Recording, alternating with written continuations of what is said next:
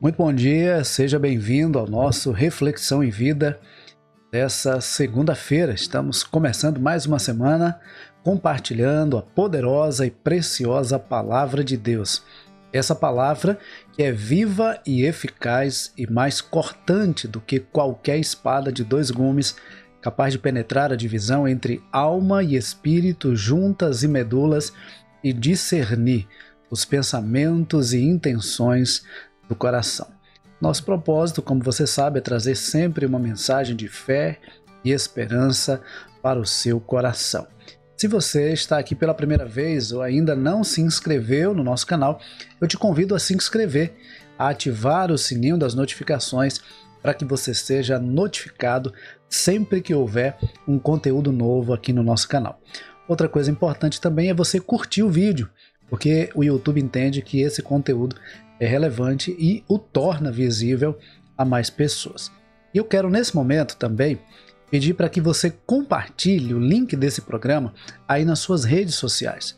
Compartilhe aí no status do seu WhatsApp, compartilhe aí nos grupos que você participa e envia para pelo menos 7 pessoas no privado, convidando essas pessoas a ouvir a palavra do Senhor nesta manhã, tá bom?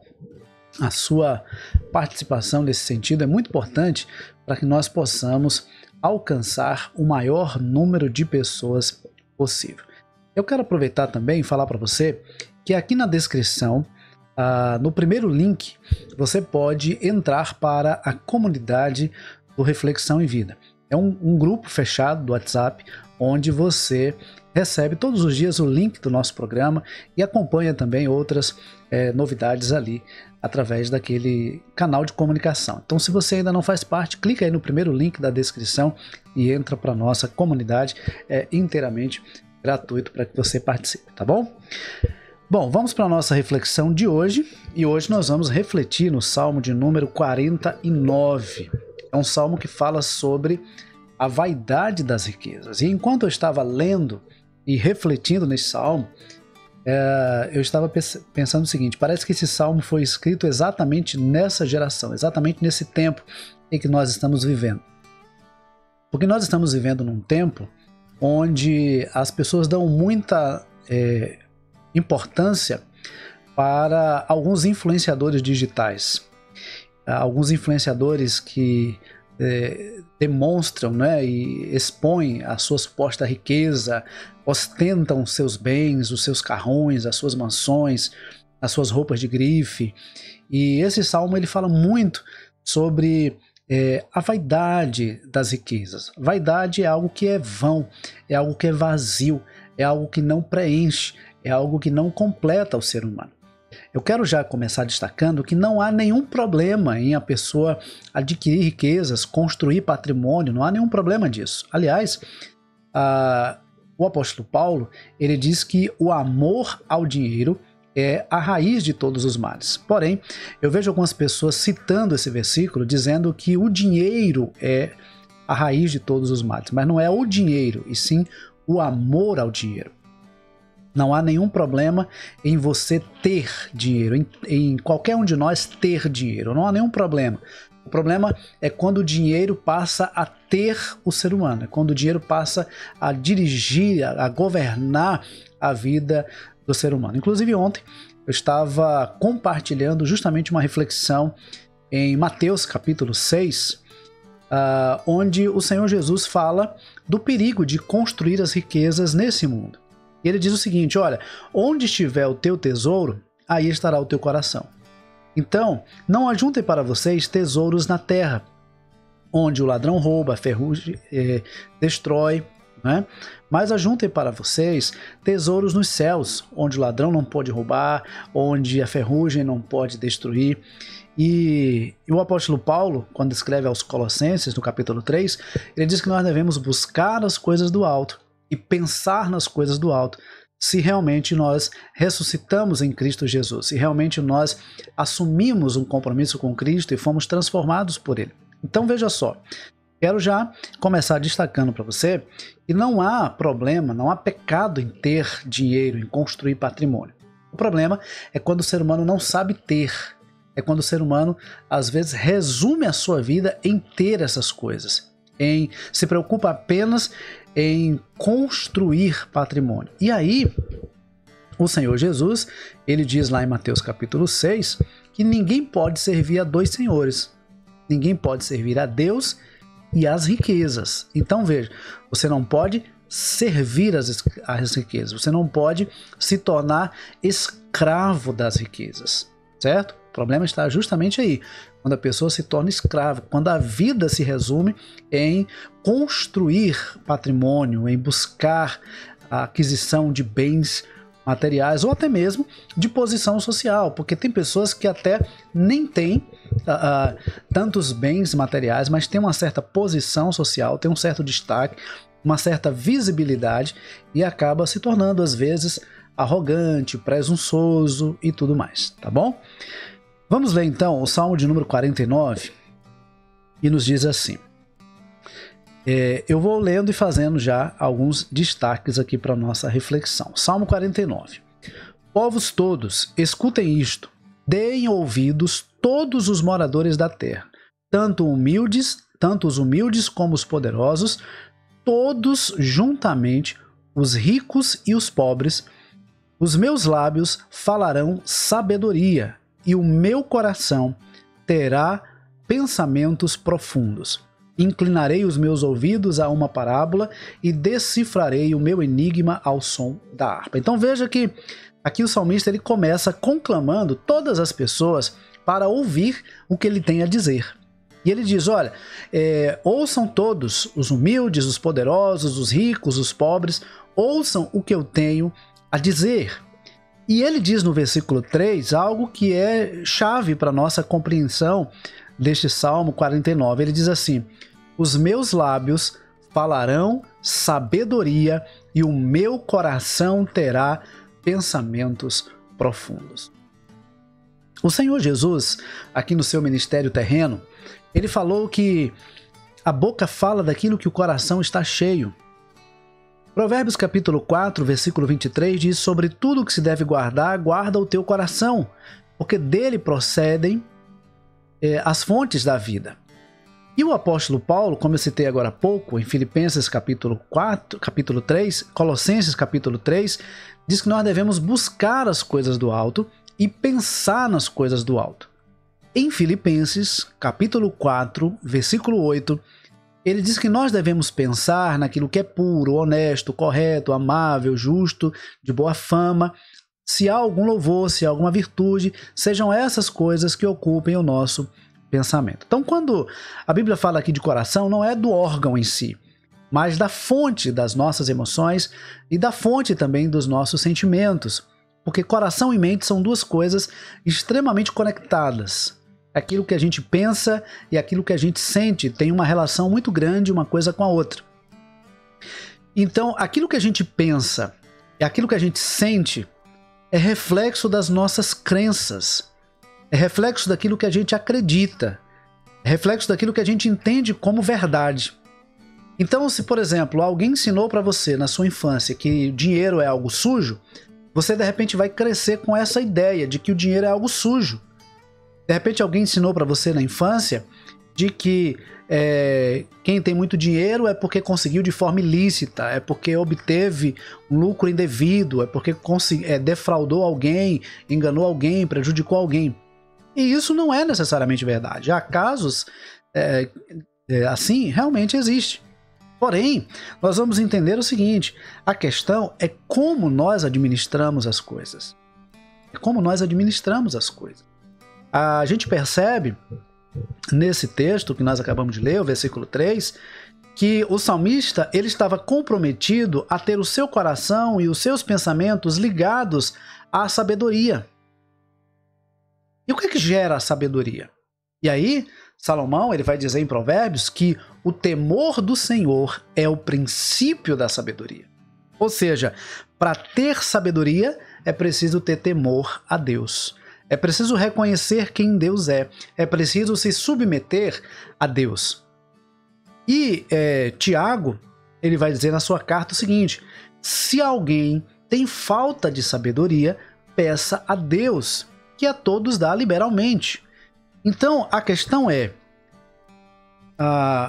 o segredo para administrarmos corretamente a nossa vida, para administrarmos os nossos bens, para administrarmos a nossa vida financeira, a nossa vida social, para administrarmos a nossa vida de uma forma geral, é ter sabedoria. E para ter sabedoria, é preciso temer a Deus, é preciso ter temor a Deus.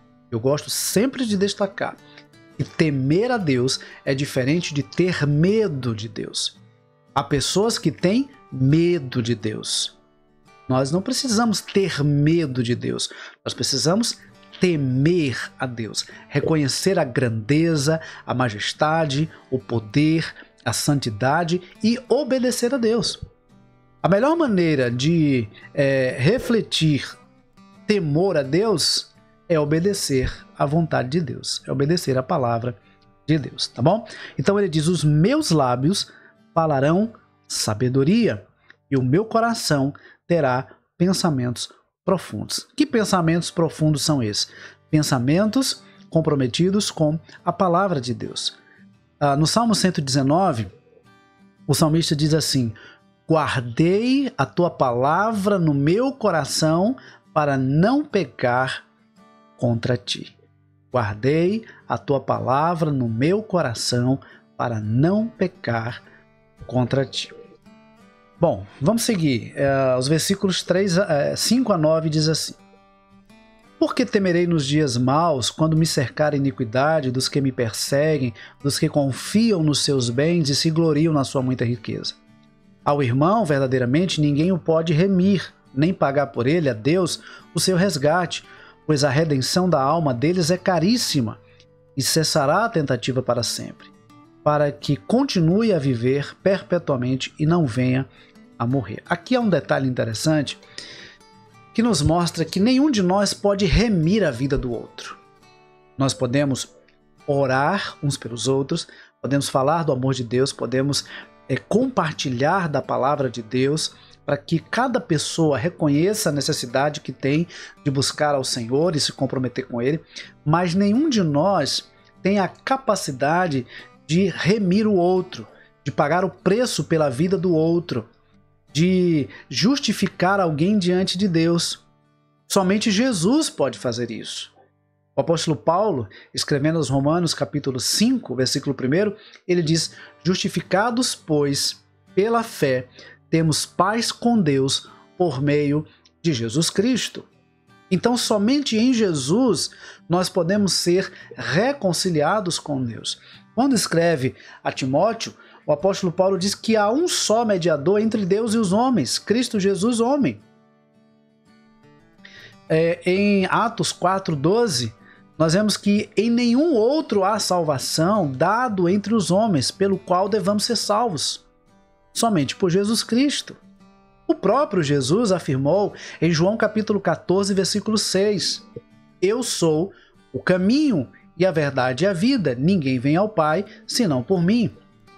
João Batista ainda, em João 1,19 ou 1,29, ele diz, eis o Cordeiro de Deus que tira o pecado do mundo, aponta para Jesus como o Cordeiro de Deus que tira o pecado do mundo. E por fim, quando Jesus estava sendo crucificado, ele usou uma expressão que no original grego é tetelestai.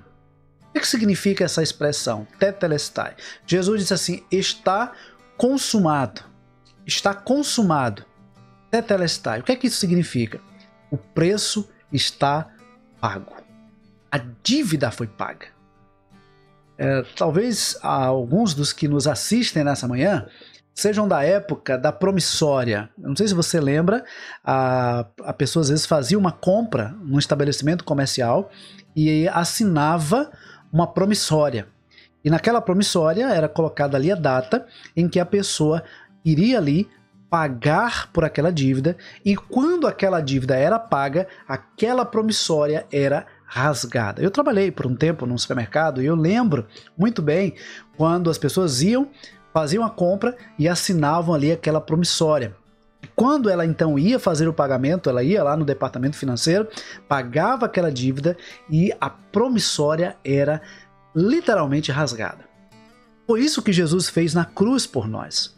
Nós tínhamos uma dívida diante de Deus que era impagável. Nós tínhamos uma dívida causada pelo pecado que era impagável. E Jesus então decidiu pagar essa dívida com a própria vida. Então, quando ele está lá pendurado na cruz, ele grita: está consumado. Tetelestai, a dívida foi paga, a promissória está sendo rasgada. Todo aquele que reconhecer a Cristo como Senhor e Salvador da sua vida será justificado diante de Deus, estará livre dessa dívida, estará livre da condenação eterna e terá a vida eterna em Cristo Jesus. Então olha que coisa maravilhosa. Ninguém pode pagar pela vida do outro. E justamente por isso, Jesus pagou. Jesus pagou com a própria vida para que nós pudéssemos ter vida. Só não tem vida eterna quem não reconhece a Cristo como Senhor e Salvador da sua vida. O acesso está aberto. Basta você se achegar a Deus e reconhecer a Cristo como seu Senhor e como seu Salvador. Bom, vamos ver os versículos agora 10 e 11.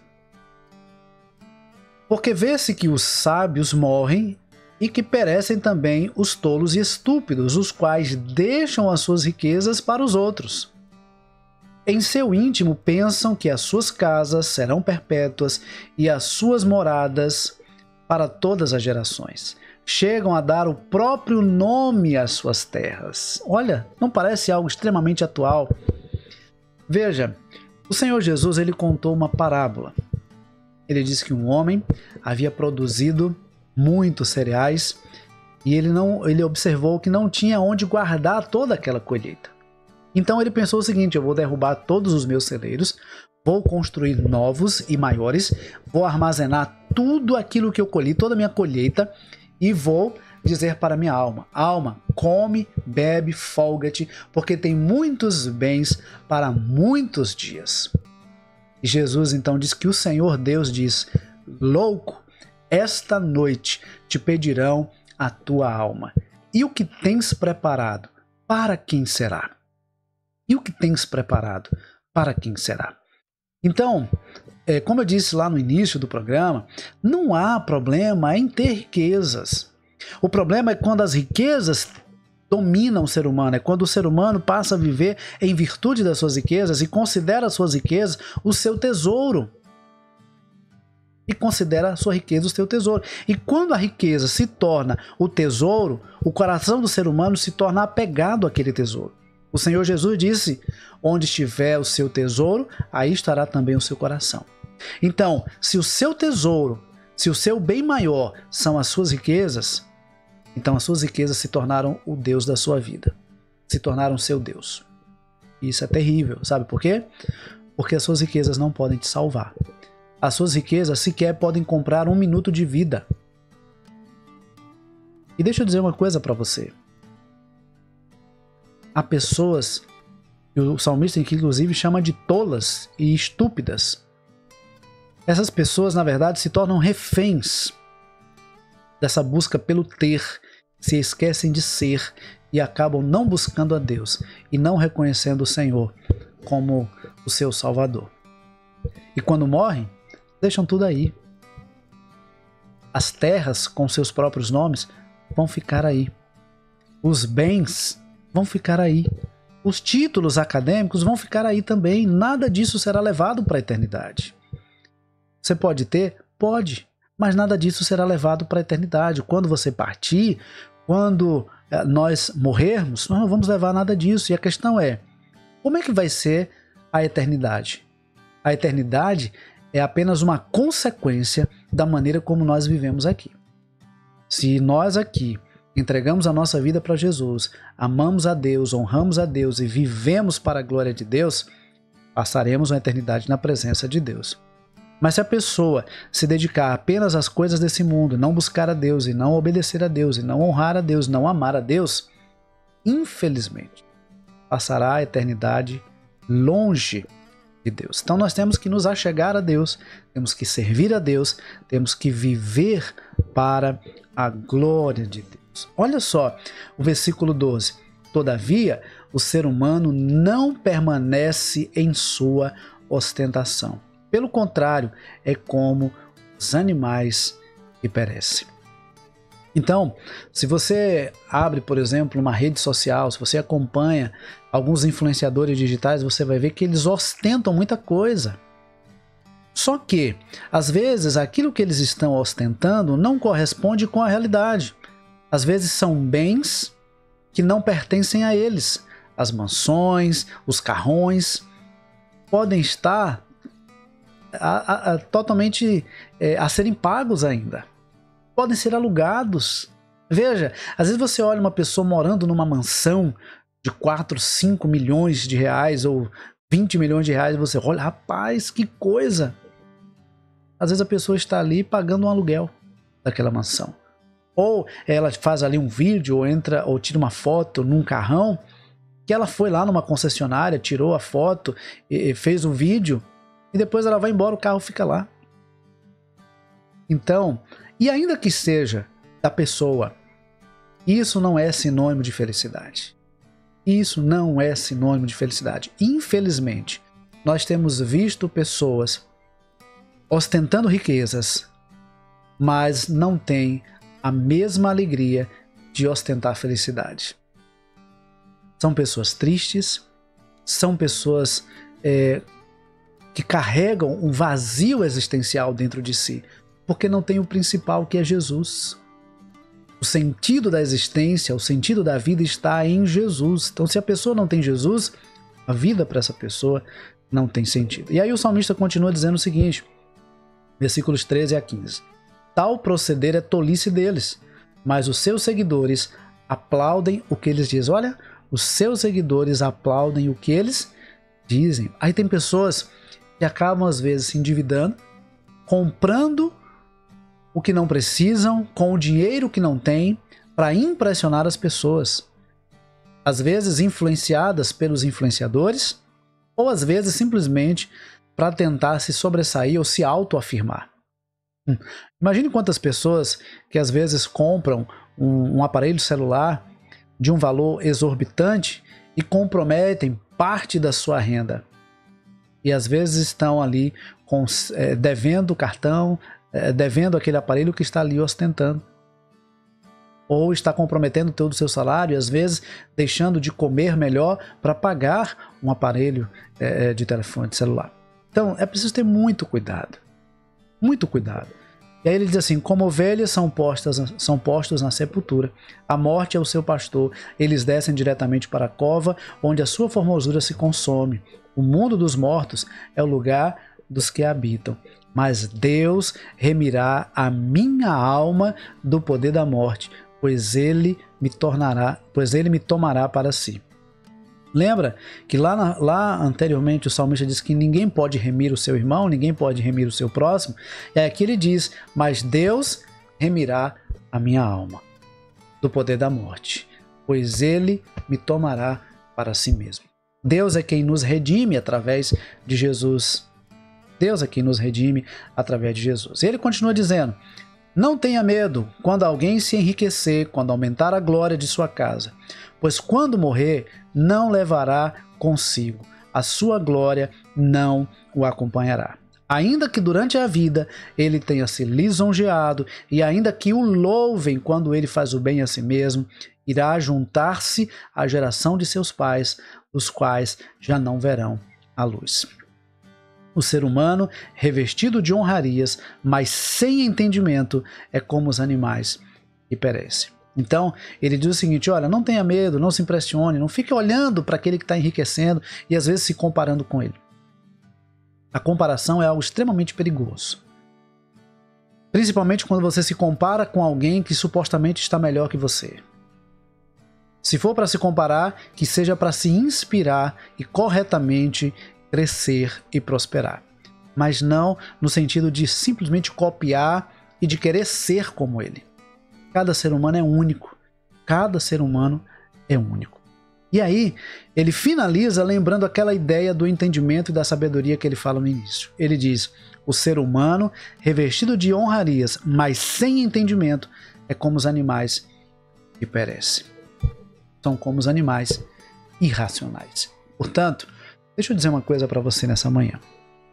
Salomão foi um dos homens mais ricos que já existiu na face da terra. E se você ler o livro de Eclesiastes, eu quero depois, se Deus permitir, fazer uma série aqui no livro de Eclesiastes. Mas se você ler o livro de Eclesiastes, você vai ver Salomão deixando claro que todas as riquezas, todo o poder, toda a fama, tudo isso é vão, tudo isso é um vazio. Ele diz que tudo isso é vaidade. E vaidade, a ideia de vaidade no original é justamente isso, é algo que é vazio. É algo que não sustenta, é algo que não preenche. Então deixa eu dizer uma coisa para você nessa manhã. Você pode ter riquezas? Pode, não tem problema em ter riquezas. Mas não faça das riquezas o seu Deus. Não faça das riquezas o sentido da sua existência. Não faça do poder, da fama ou do sucesso o sentido da sua vida. Porque tudo isso é vazio e quando você morrer, tudo isso vai ficar aqui. A coisa mais importante da nossa vida é Jesus Cristo. É reconhecer a Cristo como nosso Senhor e como nosso Salvador. Portanto, você reflita nessa manhã sobre quem é o seu Deus. Qual é a sua verdadeira riqueza? Qual é a sua verdadeira riqueza? Quando você diz qual é a sua verdadeira riqueza, você diz também quem é o seu Deus. Se a sua riqueza é Jesus, o seu Deus é o Criador e sustentador de todas as coisas. Mas quando você diz que a sua riqueza é a sua casa, o seu carro, a sua fama, o seu poder, então você, infelizmente, está dizendo que Jesus ainda não é o Senhor da sua vida. Se até hoje ele não era o Senhor da sua vida, você pode hoje mesmo convidar Jesus para se tornar o seu Senhor, para se tornar o seu Salvador, de forma que a sua vida seja uma vida que vale a pena ser vivida. Que Deus nos abençoe. Vamos orar? Pai, muito obrigado por estarmos aqui iniciando mais uma semana, compartilhando a Tua palavra e refletindo sobre a verdadeira riqueza. É ter Jesus na nossa vida, é ter o Senhor como nosso Deus. Que a Tua bênção, Pai, permaneça sobre todos que nos assistem nessa manhã ou em qualquer outro momento e que todos possam entender e buscar a verdadeira riqueza que é fazer a Tua vontade. Nos concede, ó Deus, uma semana de bênçãos e uma semana de paz. Livra-nos, ó Deus, de todo mal, sobretudo o mal de errar contra o Senhor. Obrigado, Pai, pelo Teu amor, pela Tua graça e pela Tua bondade sobre nós, em nome de Jesus. Amém. Que Deus nos abençoe, que Deus nos conceda um ótimo dia e, se Deus permitir, amanhã, 6h30 da manhã, nós temos um novo encontro marcado aqui no Reflexão em Vida. Deus abençoe, um forte abraço e até amanhã, se Deus quiser.